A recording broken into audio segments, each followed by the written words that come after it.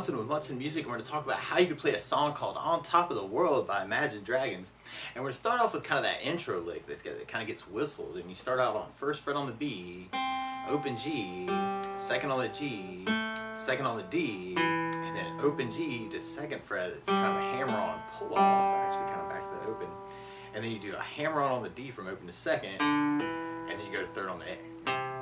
So you got 1, 0, 2, 2, 0, 2, 0, 0, 2, 3, 1, 0, 2, 2, 0, 2, 0, 0, 2, 3, 1, 0, 2, 2, 0, 2, 0, 2, 3. And then there's a tag to that where you go second on the D, and then open D, and then third on the A, and then third on the D, and then second on the D, and then third on the A. And if you wanted to, you could kind of throw in bass notes to kind of back up the chords going on, kind of throwing on the third fret on the A string for that first lick, kind of going first fret on the low E for the second time through, and then you could go to third fret on the low E string to kind of back up that same lick, and then kind of do the tag, and it would be around a D note. You could kind of play an open D, and then kind of do your tag 2 0 3 3 2 3.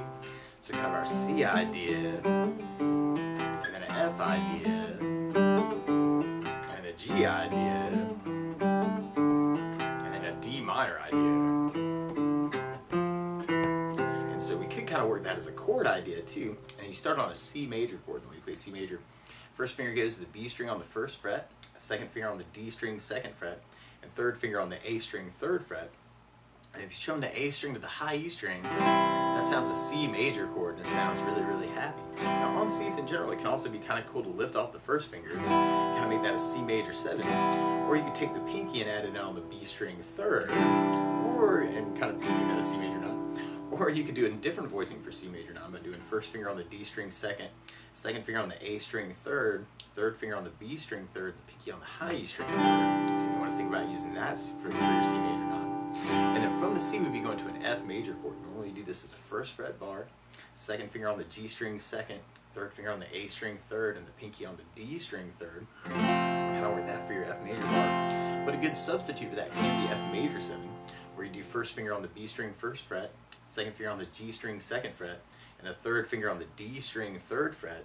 And if you strum the D string to the high E string, that sounds an F major 7. It sounds really, really groovy happy. And then from the F, we'd be going to our G major chord. Oh, although another possibility for the F, we'd be doing an F major 13, where you do first finger on the G string second, second finger on the D string third, third finger on the B string third, and the pinky on the high E string third. So you can kind of work the B string to the high E string for kind of your F change to kind of make that a little bit easier from the C to the F. And then we'll be going to a G major chord. When we play G major, first finger goes to A on the second, second finger on the low E string third, and third finger on the high E string third. Kind of a G major chord. Or you could put the third finger on the B string third, pinky on the high E string, kind of work that for your G. And then from the G we'll be going to a D minor chord. When we play D minor, first finger goes to the high E on the first fret, the second finger on the G string second fret, and the third or the fourth finger on the B string third fret. And if you strum the D string to the high E string, that sounds a D minor chord, and it sounds really, really sad. Now while you're on D minors in general, it can be kind of cool to lift off the first finger, make that a D sus2, or you can take the pinky and kind of add it on the high E and make it a D sus. And actually that can make it really easy if you're just starting out to kind of work that C to the F, to the G, to the D sus, and kind of not have to move 3 and 4. Now a lot of times with a song like this though, I like to use a strum pattern. And you could kind of work kind of an 8 down idea, and that can be kind of a cool way to kind of work it. And actually doing downstrokes in general can be kind of cool and sneaky. And you can kind of do kind of a right hand muting. I'm kind of like laying the flat of my right hand down on top of the saddle, doing that a little sneaky through that progression for the intro.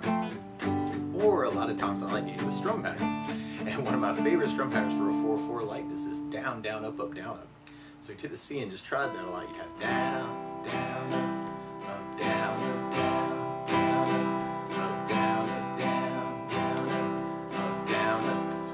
Through the progression, you'd have C, F, G, D minor, or you hear this cool little variation where you can do kind of a down, down, down, down, down, up, down, up, down, up in the recording. So kind of a down, down, down, down, down, up, down, up, down, up, down, down, down, down, down, up, down, up, down, down, down, down, down, up, down, up, down, up, down, D minor.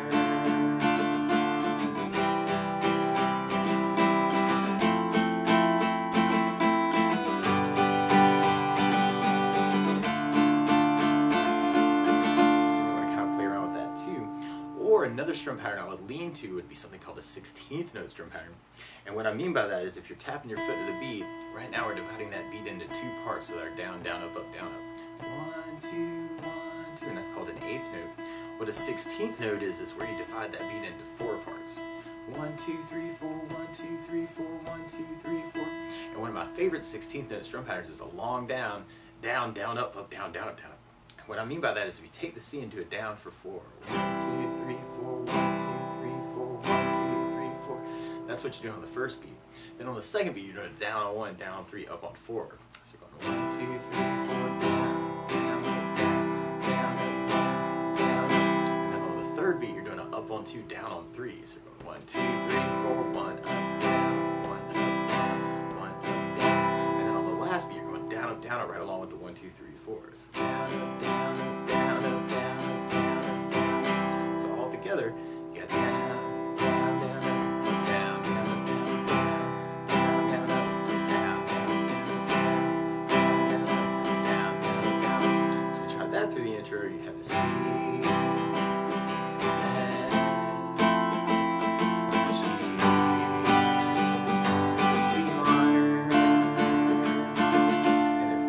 Then we'll be going into our verse part. It kind of mixes up those chords, but you'll hear this cool little halving of the D minor to the G at the end. So if you're doing the downs, you may want to do kind of a 4 down on the D minor G.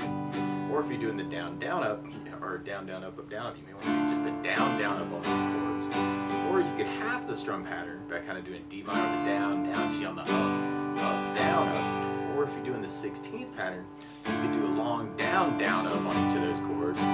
Or you could half the strum pattern, have D minor, G. And so we tried going through our first verse. We'd have that C,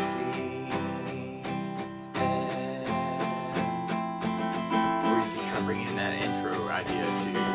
D minor, G, C, G, D minor, G.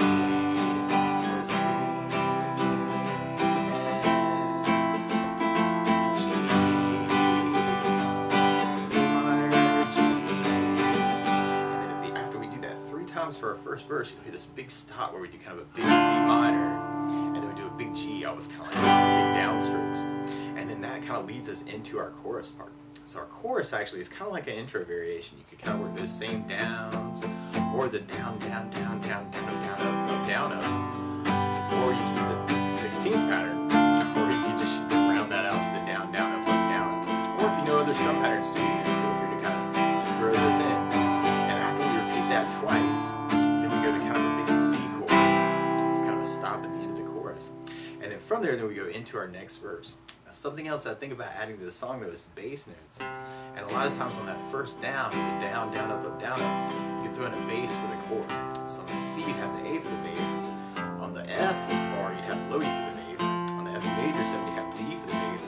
On the G, you'd have the low E for the bass. And on the D minor, you'd have the D string for the bass. So we tried kind of adding basses through our second verse. You could work that as kind of that bass down, up, idea. Kind of have the bass down, up, down, up. And then work the D minor, G.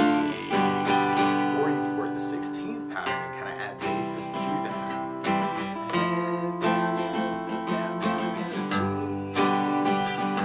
D minor, G. And then we kind of have another stop time on the D minor and another big G. Into our next chorus. So then we got our F, C, G, D minor, or if you're doing on the 16th, F, C,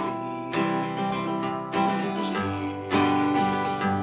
D minor, and we got another stop time on the C, and then you may want to clap.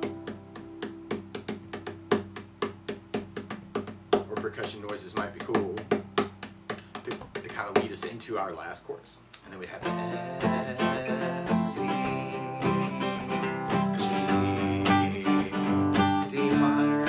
But if you know there are licks around these chords too, feel free to kind of take this lesson and embellish it any way you want to.